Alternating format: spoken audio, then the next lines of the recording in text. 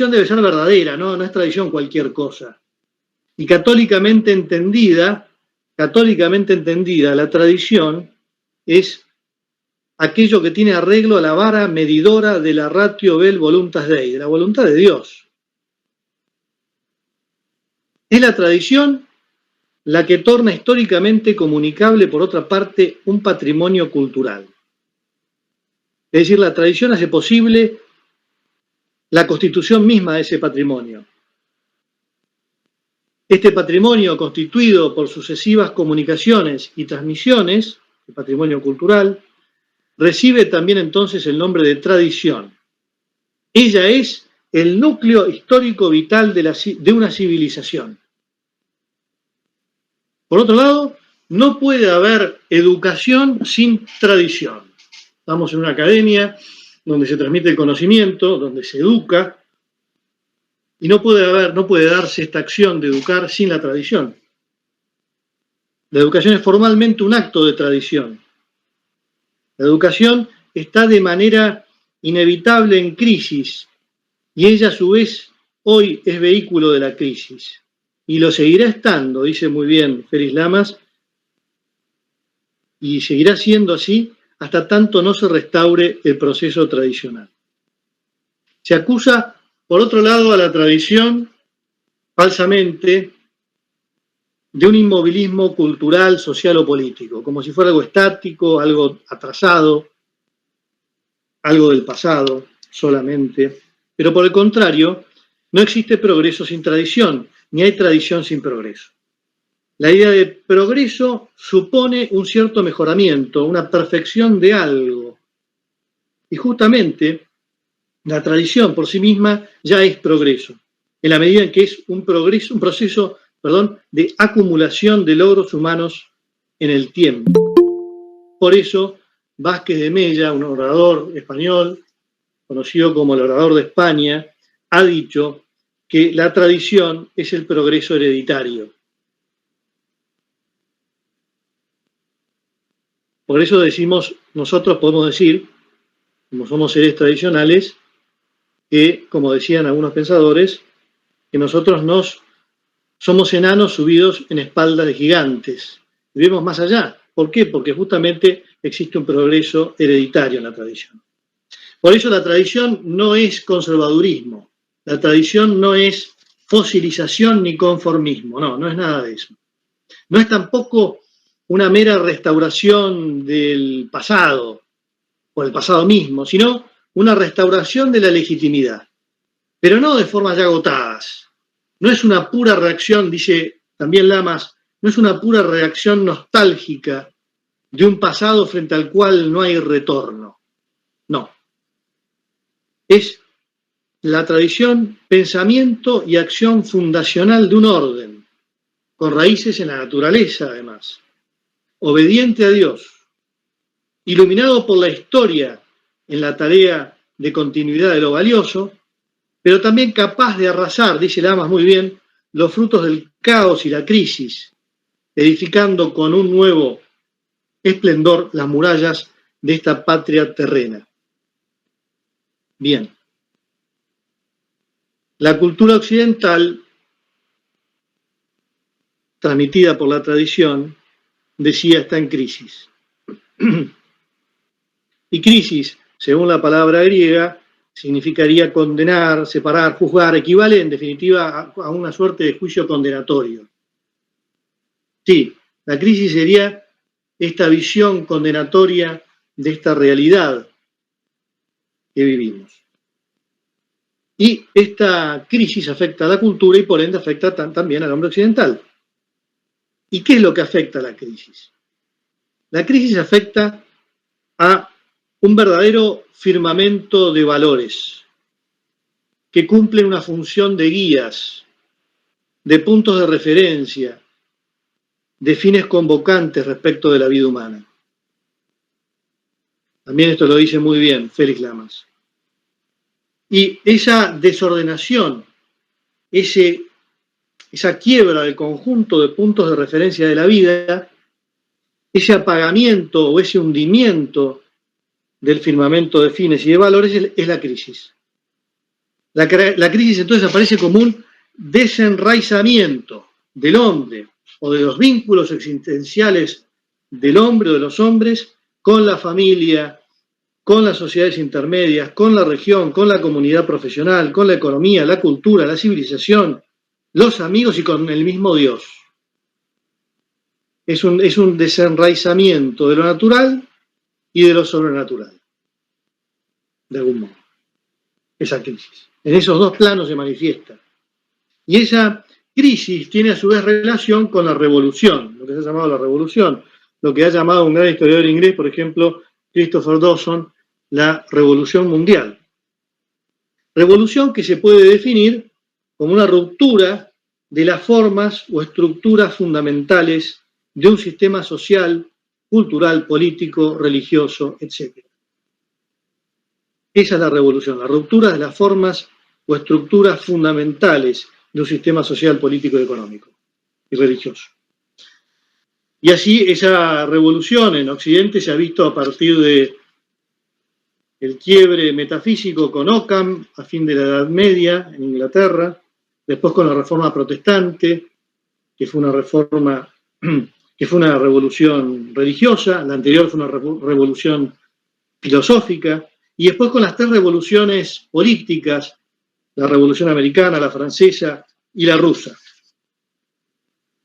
De manera que en este proceso de la revolución mundial vemos como hermanados, si podemos hablar así, que no es la palabra, asociados, si ustedes quieren, como compañeros de ruta al liberalismo y al socialismo, y a las demás herejías sociales, políticas y religiosas, unidas, digamos, para destruir, subvertir ese orden que hay en la naturaleza, en que se funda a su vez en la sabiduría ordenadora de Dios.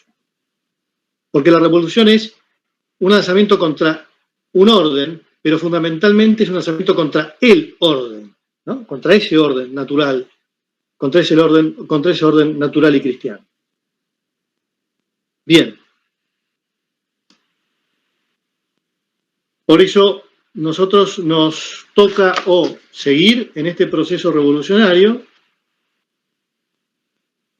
como bien afirma Félix Lamas, o restaurar sus raíces tradicionales en acuerdo con las exigencias de los tiempos nuevos.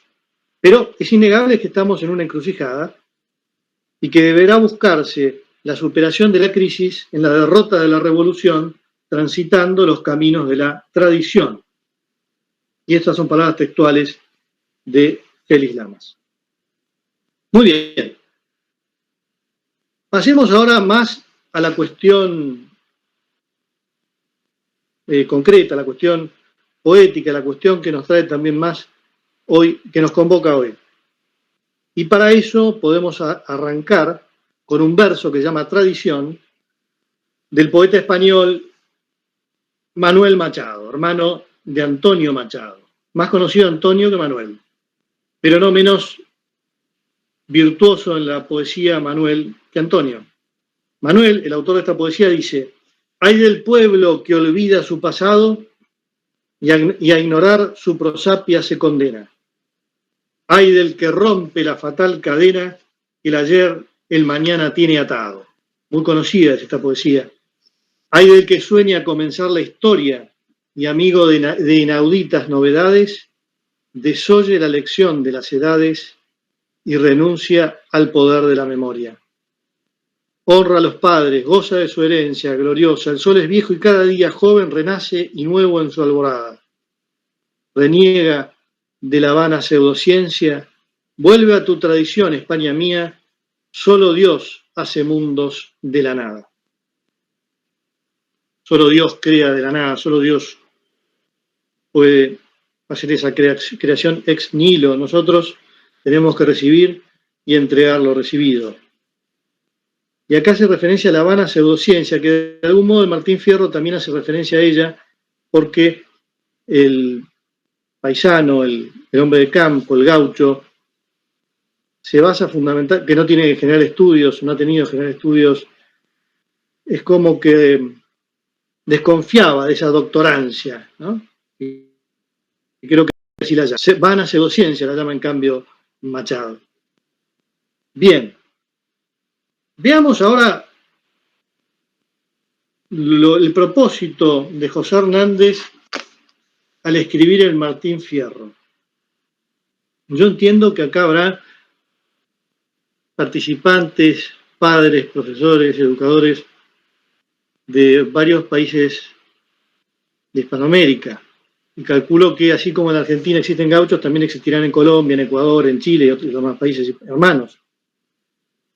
Así que entiendo que esto que voy a decir lo entenderán muy bien. Quizás haya algunas palabras que nosotros aquí en la Argentina, antes en el Río de la Plata, usáramos y ustedes quizás no, los que no son argentinos, pero yo creo que en sustancia se va a entender todo.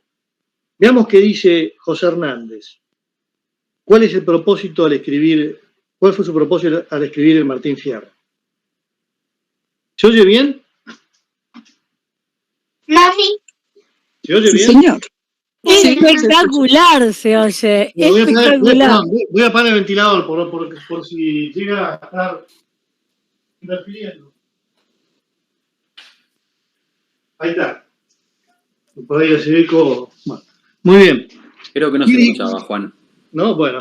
Pero está perfecto, dale. Bienvenido. Bueno, gracias. ¿Qué dice José Hernández?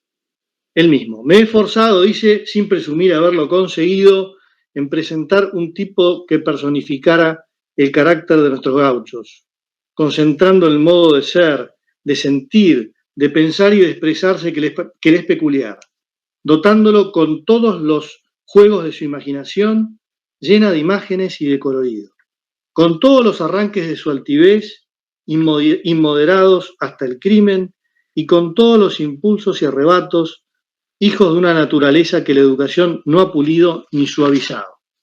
Gauchos o hombres del campo, paisanos, campesinos.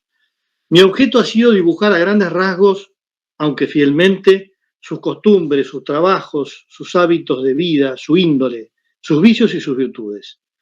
Ese conjunto que constituye el cuadro de su fisonomía moral y los accidentes de su existencia, dirá, llena de peligros, de inquietudes, de inseguridad, de aventuras y de agitaciones constantes. Y he deseado todo esto empeñándome en imitar ese estilo abundante en metáforas que el gaucho usa sin conocer y sin valorar, y su empleo constante de comparaciones, en copiar sus reflexiones con el sello de la originalidad que las distingue y el tinte sombrío de que jamás carece, revelándose en ellas esa especie de filosofía propia, y en esto voy a hacer un poco de hincapié después, en esa especie de filosofía propia que sin estudiar aprende en la misma naturaleza, en retratar, en fin, este tipo original de nuestras pampas. Muy bien. Ojalá proliferara en nuestra literatura la literatura gauchesca. Muchos literatos argentinos como José Hernández, muchos más gauchos, mucha más vida rural. Me emociona ver a los gauchos. A veces los veo en la ciudad haciendo un esfuerzo fenomenal, teniendo su caballo, su caballito, su pingo, como se dice acá, cuidándolo. El hombre con su boina y sus bombachas o su sombrero de ala, más raro de ver, en medio del asfalto. Y no se resiste, no se resignan a perder todavía ese contacto con la naturaleza y con el animal, con el caballo concretamente. Ese animal tan noble que ha acompañado al gaucho inseparablemente y que lo ha hecho un centauro de nuestras pampas, de los mares verdes. En definitiva, creo que nos toca recuperar nuestra tradición, la verdadera tradición, y volver las espaldas al espíritu de innovación, ese espíritu de innovación porque sí, esa idea de progreso indefinido, ¿no es cierto? A eso decía Rafael Gambra, otro pensador español contemporáneo, decía ante eso, cuando se pregunta, ¿y por qué no hacer esto? ¿Y por qué no hacer aquello? Responder, ¿por qué no? Sí, y casi con un puño en la mesa. ¿Por qué no? No se puede hacer esto, ¿por qué no? Entonces, volver las espaldas al espíritu de innovación y dar la cara a Dios, a la trascendencia, recobrar el sentido religioso de la vida, que traspase todo nuestro ser, todos los ámbitos sociales, todos los ámbitos vitales. Y con ello también rescatar el amor a la Iglesia en estos momentos tan dramáticos en la que vive, en la que se la ve desfigurada. En el Martín Fierro, libro gauchesco por antonomasia, se hacen numerosas referencias a la tradición religiosa argentina e hispanoamericana. Se mencionan frecuentemente palabras como Dios, Cristo, Jesús, cruz, cielo, creador, altar, almas, cristiano, artículo de fe, rosario, escapulario, camándula, bendito, toque de oración, plegarias, credo, salves, trisagio, sermón, purgatorio, condenación, demonio, diablo, Satanás, infierno, hereje, resucitado, diezmo, responso, corrección, faltas, buen hijo, providencia, majestad divina, invocación a los santos en general y a Santa Rita, Santa Lucía, San Camilo, San Ramón en particular. Frases como Dios nos asista, yo me lavo, dijo el juez como Pilato, los pies, con el Jesús en la boca, Dios piadoso, etc. En la segunda parte del libro, al terminar, dice José Hernández, permítanme descansar, dice en el Martín Fierro, le digo a Gelson José Cano, ¿no? Estoy hablando del Martín Fierro, de José Hernández, libro gauchesco emblemático para la Argentina. Permítame descansar, pues he trabajado tanto, en este punto me planto y a continuar me resisto. Estos son 33 cantos, que es la misma edad de Cristo. 33 cantos, sí. 33 cantos son la vuelta de Martín Fierro. Hay un micrófono, no sé si era de Pedro Daniel Monterrubio, que hace un poco de interferencia. Algunos de esos versos dicen, por ejemplo, en relación a la trascendencia, su esperanza no la cifren nunca en corazón alguno.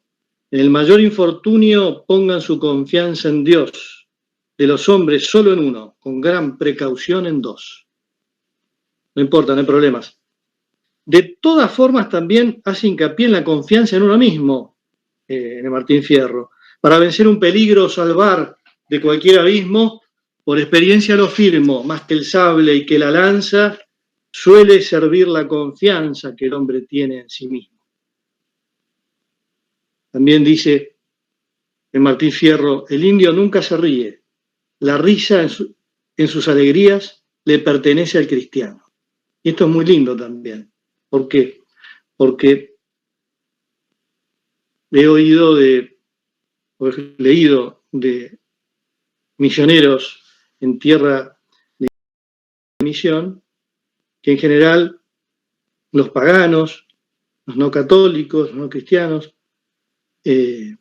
viven tristes, no son felices, porque están presas de las supersticiones, del terror, que se les va a caer el cielo encima, que el sol no sé qué les va a hacer, que no sé qué cosas. Y el mensaje cristiano es un mensaje liberador, es un mensaje de paz, de amor. Así que en este sentido lo dice ciertamente José Hernández. La risa en sus alegrías le pertenece al cristiano. El indio nunca se ríe.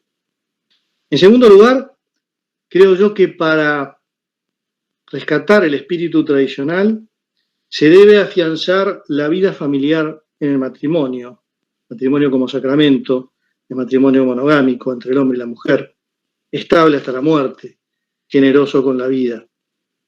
Hoy, en la mira de la revolución, la familia está queriendo ser aniquilada, en pleno proceso de descomposición.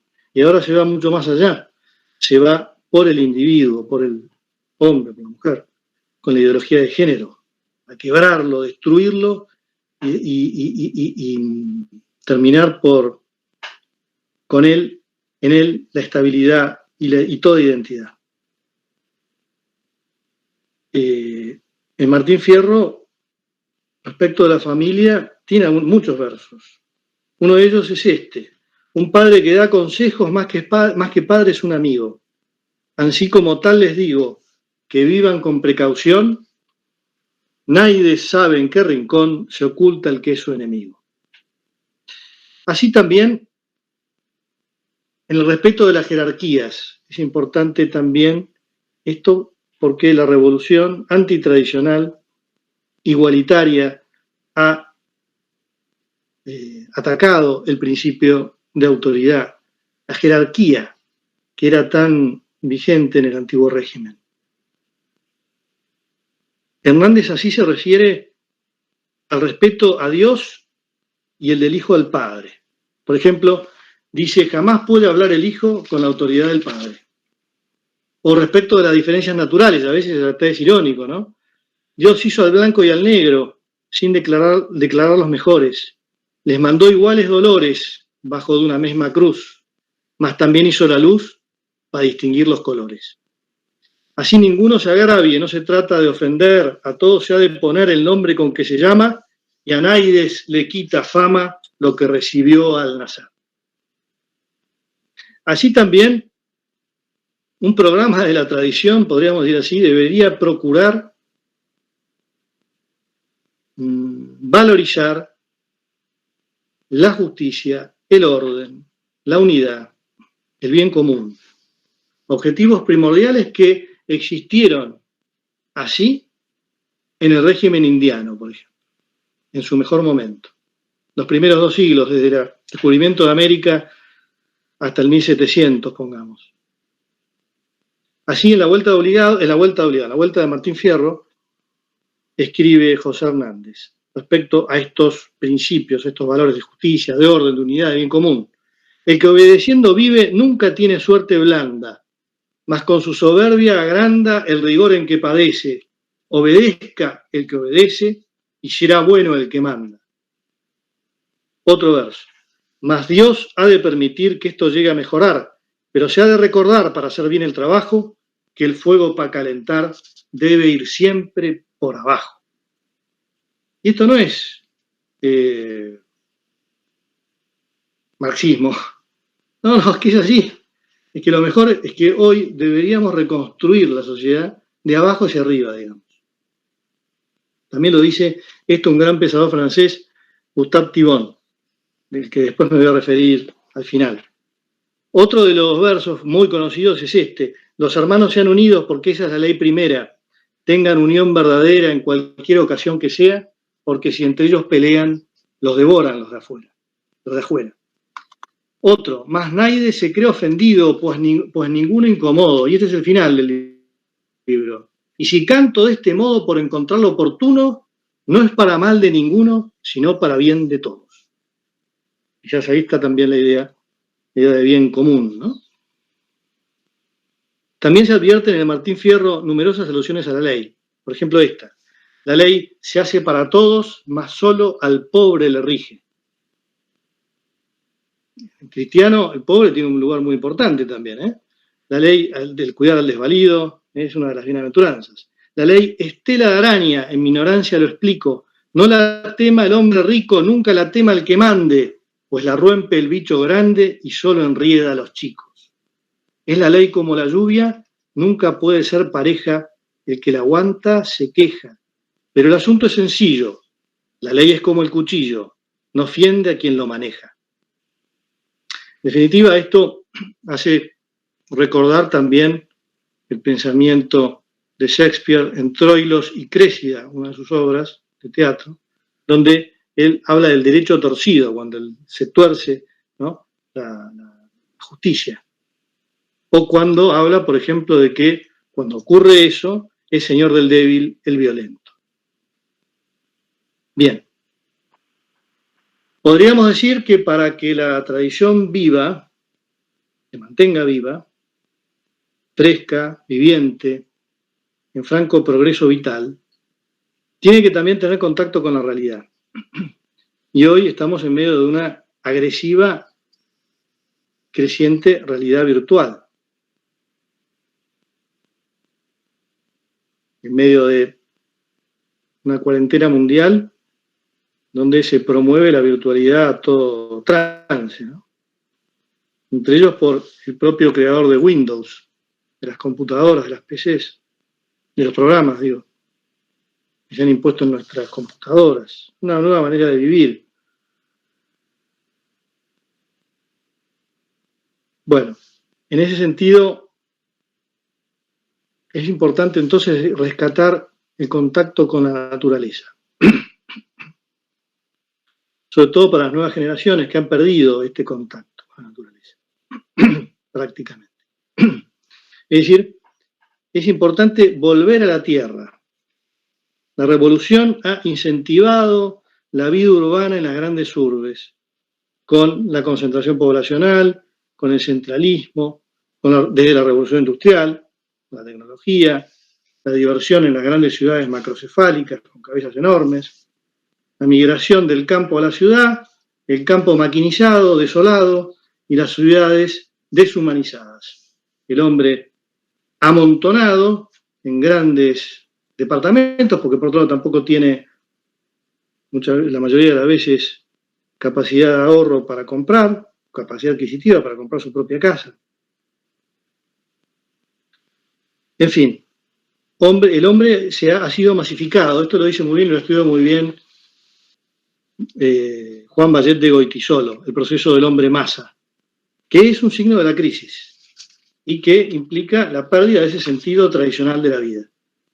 Otro aspecto para no olvidar, para un programa así, digamos así, de la tradición, sería recuperar el sentido comunitario, que fue característica típica de la cristiandad y que se advertía en sus grandes instituciones, como la Iglesia, como se advierte, por supuesto, en la Iglesia, porque nos salvamos siempre en una sociedad mística, como la monarquía, donde el rey era el padre del pueblo, el jefe de una gran familia, en la familia, en la sociedad doméstica, en la propiedad familiar, donde la familia era grande y se asentaba en una propiedad que era comunitaria, en donde el poseedor o el titular era prácticamente un pasante.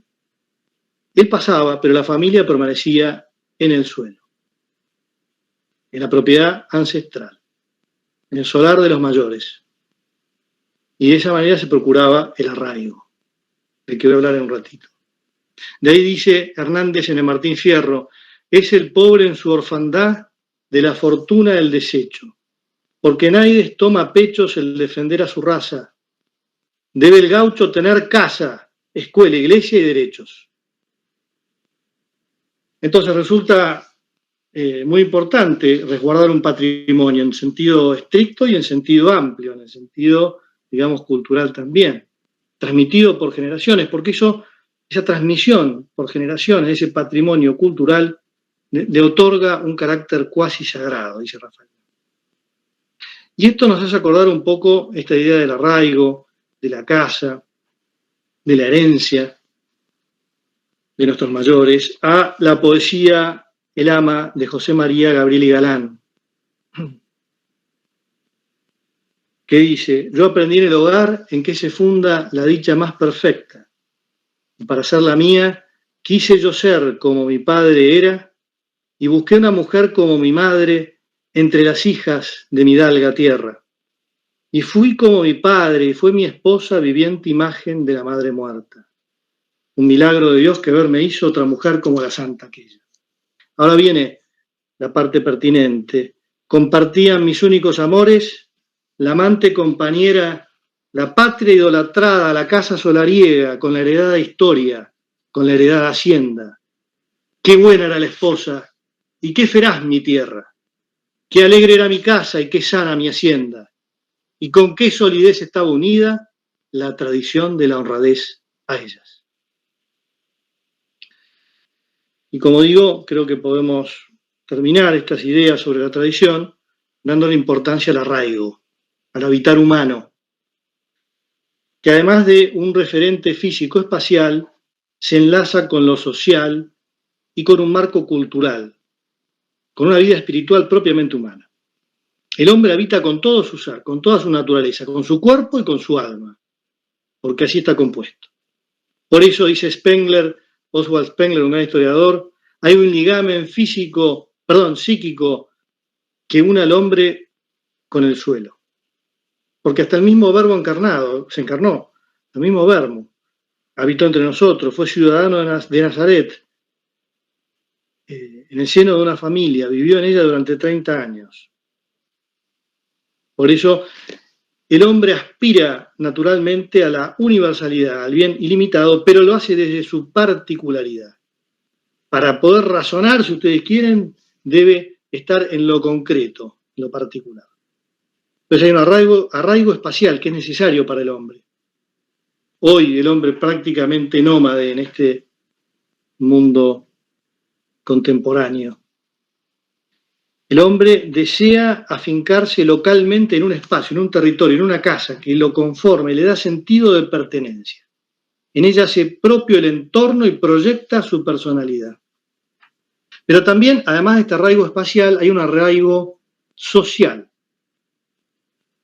Por su naturaleza, el hombre se relaciona con otros hombres y forma parte de grupos sociales. Entonces allí tiene una participación pasiva, accede a bienes, por ejemplo, y una participación activa, por ejemplo, participa en los asuntos de la comunidad. A su vez, además de este arraigo espacial, además de este arraigo social, existe también un arraigo cultural. ¿Por qué? Porque el hombre comparte principios y normas vigentes en la comunidad de la que forma parte. Participa de una cosmovisión. El hombre así es como puede generar poesía, folclore y cultura patrios. Bien, muy bien. El hombre arraigado entonces es un ser tradicional. Tiene una herencia común. Recibe y entrega. El mismo Salvador dio ejemplo de esa humanidad y de patriotismo cuando lloró anticipadamente la destrucción de Jerusalén. Y de Martín Fierro, volviendo a nuestra obra, que nos trae hoy, el Martín Fierro otorga aprecio a la tierra, a la estancia, al suelo natal, a la patria. Hace a veces referencias despectivas al gringo, ¿no? Al extranjero, si ustedes quieren. Y dice así: y saco así en conclusión, en medio de mi ignorancia, que aquí el nacer en estancia es como una maldición. Nacer en una estancia, ¿no? Nacer en el campo, hay que ser de la ciudad un poco. Y es decir en sí mismo, porque de adentro me brota, que no tiene patriotismo quien no cuida al compatriota. Tiene el gaucho que aguantar hasta que lo trague el hoyo o hasta que venga algún criollo en esta tierra a mandar. Pero para el gaucho, según el libro de Hernández, vivir errante es una tristeza, es una penuria, es un lamento. El gaucho vive errante, dice. Debe el gaucho tener casa, dice. Es un castigo para Fierro abandonar la casa, la mujer, los hijos para ir a la frontera y al volver no encontrar nada ni nadie. Así dice: tuve en mi pago en un tiempo hijos, hacienda y mujer, pero empecé a padecer, me echaron a la frontera. ¿Y qué iba a hallar al volver? Tan solo hallé la tapera. La tapera es la ruina de su casa, nada. Y se hallan hombres tan malos, dice en otro lugar, que dicen de buena gana: el gaucho es como la lana, se limpia y se compone a palos. Acá se ve cómo él defiende al gaucho porque el gaucho está relegado, sino atacado, según José Hernández. Habla entonces de maltratamiento al gaucho. Y creo yo que Martín Fierro es una obra clásica. No solo por su valor literario, no solo porque está en verso, porque es un cantar, sino también por sus frases llenas de sabiduría, como por ejemplo los famosos consejos del viejo Vizcacha, o por estar compuesta como al modo platónico, o como los grandes clásicos latinos, con diálogos e interrogantes profundos sobre los misterios vitales, como resulta del contrapunto que tienen al final del libro el propio Martín Fierro y el Moreno, que tiene fama de sabio, en una suerte de payada. Martín Fierro le pregunta desafiante al Moreno, con la guitarra entre sus manos, por cuál es el canto del cielo, por ejemplo, cuál en el mundo es el canto de la tierra, cuál es el canto del mar. Y a todos estos interrogantes responde el Moreno: ¿dónde nace el amor? Lo que se entiende por ley. Como contrapartida, el Moreno también le pregunta a Fierro, ¿para qué fin el Eterno, Padre, ha creado la cantidad? Y él responde, uno es el sol, uno el mundo, sola y única es la luna. Ansían de saber que Dios no creó cantidad ninguna. El ser de todos los seres solo formó la unidad. Lo demás lo ha creado el hombre después que aprendió a contar. De todas maneras, esta relación entre unidad y pluralidad que tanto desvela al hombre, lo hizo escribir, por ejemplo, el gran verbo también tradicionalista español, Juan Donoso Cortés, quien aseveró que la pluralidad resume en la unidad, ¿no? Y de algún modo es lo que quiere decir seguramente Hernández con su verso. También lo interroga el Moreno por la medida, y Fierro le contesta, escuchá con atención lo que en mi ignorancia argullo. La medida la inventó el hombre para bien suyo, y la razón no te asombre, pues es fácil presumir, Dios no tenía que medir sino la vida del hombre. Dios no tenía que medir sino la vida del hombre. O cuando formó Dios el tiempo, ¿y por qué lo dividió? Y también le pregunta Moreno, le contesta Fierro, voy a decir, según mi saber alcanza, el tiempo solo es tardanza de lo que está por venir. No tuvo nunca principio ni jamás acabará, porque el tiempo es una rueda, y rueda es eternidad. Y si el hombre lo divide, solo lo hace en mi sentir, por saber lo que ha vivido o le resta que vivir. A tal punto va respetando Martín Fierro sus lúcidas respuestas al Moreno que le dice, y ahora te voy a decir, porque mi deber está, y hace honor a la verdad, quien a la verdad se duebla, que sos por fuera tinieblas y por dentro claridad. Es sincero Martín Fierro. Terminemos este repaso de los versos tradicionales de nuestra tierra con un fragmento de un verso de la obra que comentamos.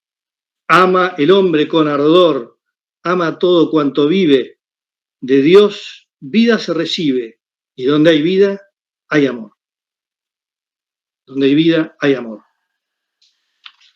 Bueno, para terminar, algunas ideas de algunos pensadores, para rematar un poco la idea del arraigo y de la tradición.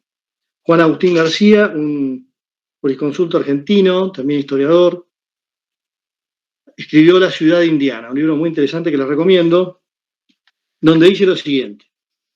Sería difícil resolver si el régimen democrático, igualitario e individualista ha dado más felicidad a los hombres, garantizándoles, es cierto, el libre ejercicio de su actividad, pero arrojándolos sin más protección y ayuda que la de sí mismos en una lucha brava, llena de zozobras. Pero en el libre ejercicio de su actividad, claro, sin lazos, sin vínculos, solo, aislado, el hombre aislado.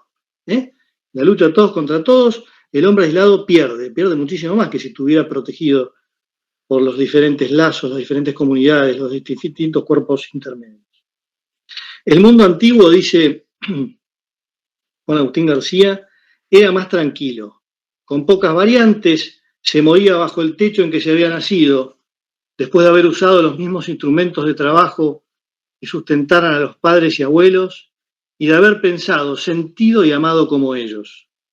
La vida se prolongaba en remotos pasados, en infinito porvenir, y los hombres cerraban sus ojos para siempre en la dulce confianza de que revivirían en sus descendientes, en la misma casa, bajo los mismos árboles, sin perjuicio de que un cielo entreabierto calmara sus ansias finales. Casi poético, pero no es un libro académico. Un libro histórico. Por su parte, Gilles Lipovetsky, un sociólogo francés, Lipovetsky, ha observado que lo nuevo reclama la memoria, la genealogía. Según este sociólogo francés, la sociedad posmoderna vive solo en el presente y no en función del pasado y del futuro. Es esa pérdida, dice, esa pérdida de sentido de la continuidad histórica. Esa erosión del sentimiento de pertenencia a una sucesión de generaciones enraizadas en el pasado y que se prolongan en el futuro. Hoy vivimos para nosotros mismos, sin preocuparnos por nuestras tradiciones y nuestra posteridad. El sentido histórico ha sido olvidado de la misma manera que los valores y las instituciones sociales. Por su parte, el pensador francés Gustave Thibon sostenía también al respecto cuando exclamaba: ¿qué me importa el pasado en cuanto pasado? ¿No veis que cuando lloro por la ruptura de una tradición es que pienso sobre todo en el porvenir? No me quiero extender, pero ya termino. Si ustedes me dan 2, 3 minutos más, no puedo dejar... Seguí tranquilo. No puedo creer que nos estemos grabando, mira. No puedo dejar de terminar de citar una frase, un pensamiento, una arenga de un general francés de la Vendée, el generalísimo del ejército católico, François de Jarret, que cada vez que la leo me asombra, me sigue asombrando. En la guerra, en la Revolución Francesa, la Vendée se opuso a la Revolución Francesa, igualitaria y totalitaria, intolerante, y se opuso con toda la población de la Vendée, que fue arrasada. Un verdadero genocidio. Y él dice, en medio de esta batalla, en medio de esta guerra, a sus tropas, refiriéndose a los otros, a estos innovadores, a estos ejércitos que venían a imponer una nueva forma de vivir. Nuestra patria está en nuestras almas, en nuestros altares, en nuestras tumbas, en todo lo que nuestros padres han amado antes que nosotros. Nuestra patria es nuestra fe, nuestra tierra. Pero la patria de ellos, ¿qué es? ¿Comprenden esto?